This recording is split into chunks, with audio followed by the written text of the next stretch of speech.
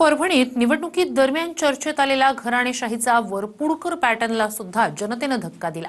भाजपचे नेते आणि माजी मंत्री सुरेश वरपुडकर यांच्या घरात मुलगा, सून, मुलगी आणि पुतण्याचा पराभव झालाय। पाचवा जिंकून आलेल्या पुतण्यानंही वरपुडकरांच्या दुसऱ्या पुतण्याला पराभूत करूनच विजय मिळवला। पाहूया। एकाच घरात अनेक पक्ष आणि घरातच 5 उमेदवार उभे करणाऱ्या वरपुडकर यांना जनतेनं धक्का दिलाय। माजी मंत्री सुरेश वरपुडकर यांच्या कुटुंबातील 5 पैकी 4 उमेदवार पराभूत झाले।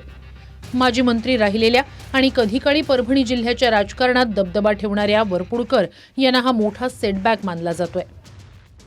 वरपुडकर आता भाजपमध्ये आहेत, मात्र यंदा त्यांच्या घरातून 5 उमेदवार वेगवेगळ्या 3 पक्षांमधून उभे राहिल्यानं वरपुडकर चर्चेत होते। सत्ता कुणाची येवो, वरपुडकर यांच्या अंगावर गुलाल पडणार होता। मात्र लोकांनी 5 पैकी 4 पराभूत केल्यामुळे वरपुडकरांचा निवडणूक लढवण्याचा नवा फॅमिली पॅटर्न फेल गेला। परभणीत भाजप नेते वरपुडकर यांचा मुलगा, सून आणि एक पुतण्या भाजपकडून उभे होते। वरपुडकरांची मुलगी ठाकरे गटाकडून आणि त्यांचा दुसरा एक पुतण्या काँग्रेसच्या तिकिटावर मैदानात होता। यापैकी भाजपकडून लढणाऱ्या वरपुडकरांच्या मुलाला ठाकरे गटाच्या उमेदवारानं पराभूत केलं। भाजपकडूनच लढणाऱ्या सुनेला काँग्रेसच्या उमेदवारानं हरवलं।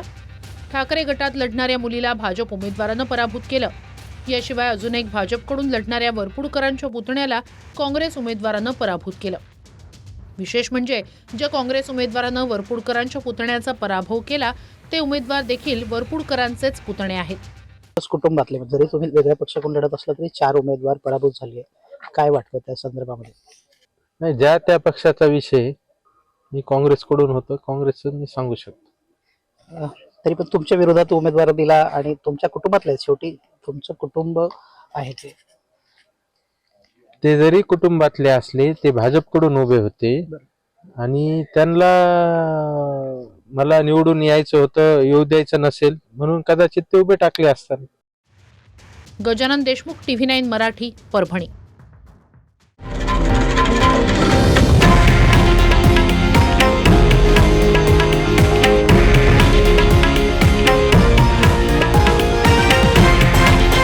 हे आहे देशातील नंबर 1 न्यूज नेटवर्क आणि आपण पाहत आहात TV9 मराठी, एकमेव।